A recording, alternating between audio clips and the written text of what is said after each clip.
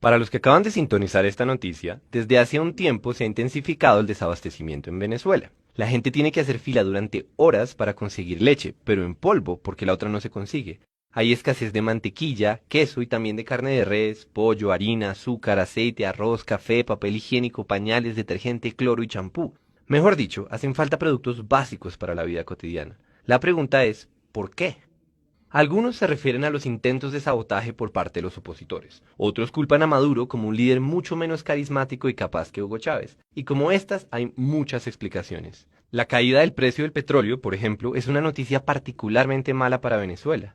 Sin embargo, el verdadero problema, el estructural, es que Venezuela implementó una serie de medidas económicas y aunque estaban inspiradas en buenas intenciones, el tiro está saliendo por la culata.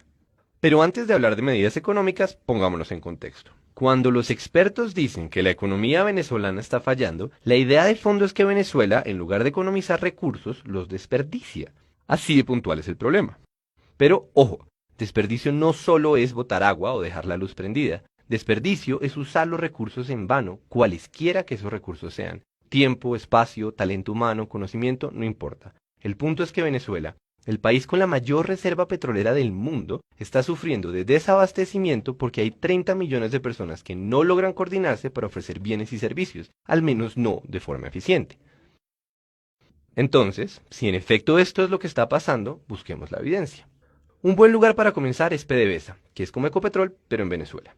Por extraño que parezca, además de extraer petróleo y venderlo en el exterior, PDVSA importa alimentos para distribuirlos como parte de su misión de abastecer al pueblo venezolano. No es que esto esté mal en sí mismo, ni tampoco que este hecho pueda explicar el desabastecimiento, pero es muy diciente que una petrolera sea la entidad elegida para entregar alimentos. Ahora piensen en la burocracia en Venezuela. Por ejemplo, para importar productos hay que comprar dólares, pero resulta que en Venezuela el Estado es el que vende dólares y entonces hay que pasar por un proceso burocrático que puede durar meses antes de importar cualquier cosa. Por otra parte, las empresas nacionalizadas en este momento no producen ni una cuarta parte de lo que producían antes y en cambio se pasan su tiempo llenando formularios, solicitudes, informes y todo tipo de papeleo para poder hacer su trabajo. Para colmo, se han perdido toneladas de alimentos que se pudrieron en almacenes porque nadie los llevó a su punto de entrega. Eso sin mencionar la corrupción que se come en los recursos del país y las fallas de coordinación que hacen que todo sea más lento. Y lo más grave es que este fenómeno se alimenta a sí mismo. El tiempo que los venezolanos gastan haciendo filas para poder comprar los productos que necesitan es una consecuencia del desabastecimiento, pero también es la causa de más ineficiencia. Estamos hablando de millones de horas humanas que se van a la basura y que se hubieran podido utilizar para mejorar la situación del país. Otra fuente de desperdicios es el esfuerzo que gasta el gobierno venezolano vigilando que nadie compre más de la cuenta o que no vendan en mercados negros. Claro, como no hay comida suficiente, muchas personas compran todo lo que se puedan llevar, pero eso solo intensifica el problema del desabastecimiento. Entonces, el Estado decidió implementar controles para identificar a los compradores y evitar que acaparen muchos productos. En algunas zonas del país se llegó al extremo de usar tecnología biométrica para realizar estos controles. Esos son algunos ejemplos. La pregunta es, ¿por qué está pasando todo esto? Y aquí es que entra la carreta teórica. Coordinar los esfuerzos de millones de personas es algo que desborda las capacidades de cualquier grupo de funcionarios.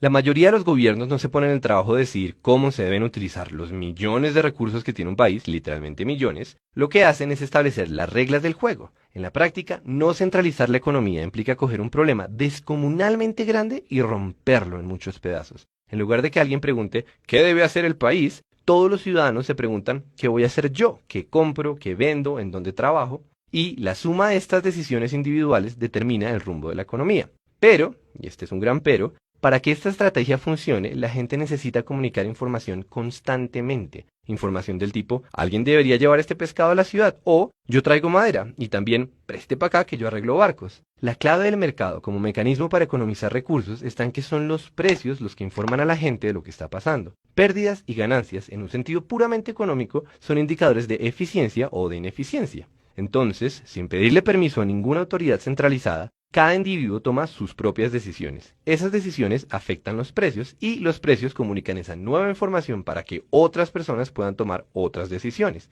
Y así, una y otra vez. El resultado global es que millones de personas trabajan, más o menos, de forma coordinada. Dicho todo eso, volvamos a Venezuela. Resulta que, en los últimos años, Venezuela pasó de tener una economía coordinada por precios a una economía centralizada.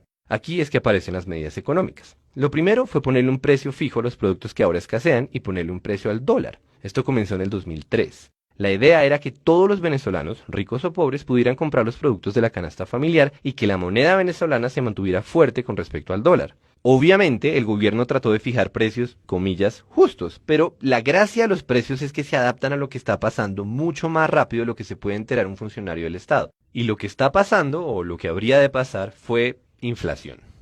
Poco después de regular los precios, el gobierno venezolano invirtió enormes cantidades de dinero en políticas sociales, y esto generó un desbalance gigantesco en las cuentas. Por supuesto, el problema no son las políticas sociales, sino el desbalance. Básicamente, la plata que entraba por impuestos y ventas de petróleo no era suficiente para cubrir los gastos. La única alternativa para mantener ese modelo era imprimir más dinero, algo que los gobiernos hacen con cierta frecuencia. Sin embargo, cuando la cantidad de dinero en circulación aumenta y el número de bienes y servicios sigue siendo el mismo, se produce la famosa inflación. Los precios suben para ajustarse a la nueva realidad. La nueva realidad siendo, hay más billetes, pero sigue habiendo la misma cantidad de leche.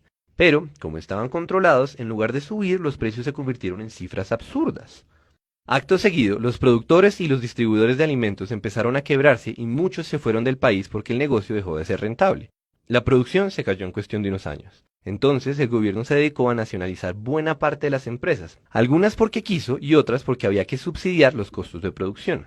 Por ejemplo, el Estado adquirió más de 10.000 hectáreas de fincas ganaderas en los últimos años. El problema es que el gobierno no tiene la misma experiencia que las personas que antes manejaban esos negocios y lo que es más grave, tampoco tiene la información necesaria para tomar decisiones eficientes, porque cuando se desligan los costos de producción de los precios, no hay nada que nos informe de si esto es más eficiente que aquello. Básicamente el país comienza a navegar a ciegas. Todo se hace con burocracia, con indicadores, con instrucciones centralizadas que llegan demasiado tarde. Ahí tenemos una buena parte de la explicación. La otra parte, o por lo menos otra muy grande, fue la caída de las importaciones. Ya dijimos que el dólar tiene un precio artificial en Venezuela. Pues bien, como solo el Estado vende a ese precio, conseguir dólares se volvió la titánica burocracia que mencionamos al principio. El gobierno debe elegir a quién se los da y con qué propósito, porque a ese precio no le alcanzan para todos. Y como si fuera poca cosa determinar cuál es la mejor manera de gastar esos dólares, o sea, el clásico problema de tener una economía centralizada, además, el gobierno debe partir de la desconfianza porque existen demasiados incentivos para la corrupción. Está el mercado negro, que también es una consecuencia de regular los precios. Piensen que todo aquel que logra comprarle al Estado un dólar o un pollo puede revender esas cosas, pero mucho más caras. Y por otro lado está la dificultad de controlar que nadie se robe los recursos públicos. Para que se hagan una idea de la dimensión de este problema, el gobierno reconoció que se han perdido al menos 25.000 millones de dólares por culpa de la corrupción. Entonces, ni modo, ahora Venezuela debe invertir una enorme cantidad de recursos para asegurarse de que otros recursos, como los dólares, se usen de forma adecuada. Eso implica supervisar las importaciones, vigilar los procesos de producción y controlar el comportamiento de los ciudadanos. El resultado, más desperdicio y más ineficiencia. Y con esto volvemos a la idea inicial. Como habrán notado, esta historia tiene una moraleja bastante reciclada a estas alturas del siglo XXI, y es que debemos distinguir entre los ideales que inspiran una serie de medidas económicas y las consecuencias de esas medidas, por ejemplo, el desabastecimiento. Después de todo, no son los ideales los que nos dan de comer, sino el modo en que usamos los recursos que tenemos.